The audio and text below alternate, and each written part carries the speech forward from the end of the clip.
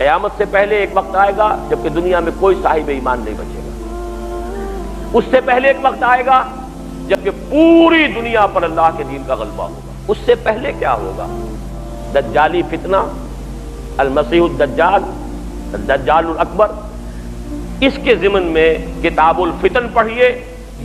اب میں خاص طور پر آپ حضرات کو اس طرح راغب کر رہا ہوں، اس لیے کہ ہمارے مدرسوں میں بھی سارا جو حدیث کا درس ہوتا ہے وہ سب شروع کے جو فقہی ابواب ہیں، وضو کے اور نماز کے اور روزے کے اور یہ اور وہ جس پہ اختلافات ہیں مسلمانوں کے، سارا وقت صرف ہو جاتا ہے ان پر. یہ احادیث کے ابواب تو ہم پڑھتے ہیں. اس لیے میں کہہ رہا ہوں کہ ان احادیث کا مطالعہ کیجئے، ان ابواب کا مطالعہ کیجئے، غور و فکر کیجئے. یہ چیزیں ہیں اور اس لیے بتائی ہیں محمد رسول اللہ صلی اللہ علیہ وسلم نے. معاذ اللہ آپ کوئی کاہن تو نہیں تھے کہ خبریں دے کر کوئی نذرانے وصول کرتے ہوں. کیوں یہ پیشن گوئیاں کی؟ کس لیے بتایا ہے؟ کوئی اس میں ہمارے لیے خیر تھا؟ جیسے سنگ ہائے میل ہوتے ہیں. آپ اگر کسی راستے پر جا رہے ہیں اور آپ کو کچھ دیر کے بعد پھر نشان مل گیا کہ ہاں اب یہ فلاں میری منزل 20 میل رہ گئی ہے، تو ایک تو یہ بھی صحیح پتہ لگ جاتا ہے آپ کو کہ میں صحیح راستے پر ہوں. اس سے پہلے دو راہ آیا تھا، پتہ نہیں سڑک میں کوئی غلط تو نہیں مڑ آیا.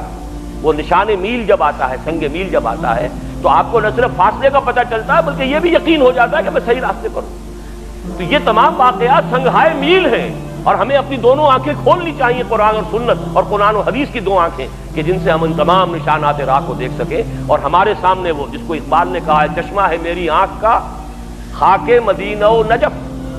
میں کہا کرتا ہوں کہ میری جو آنکھ ہے اس کا سرما قرآن اور حدیث رسول صلی اللہ علیہ وسلم.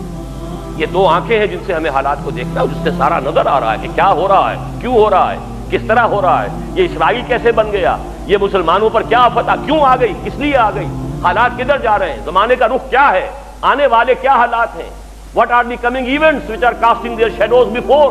ان تمام چیزوں میں بصیرت حاصل کرنی ہے تو آپ کو ان احادیث کا مطالعہ کرنا ہے.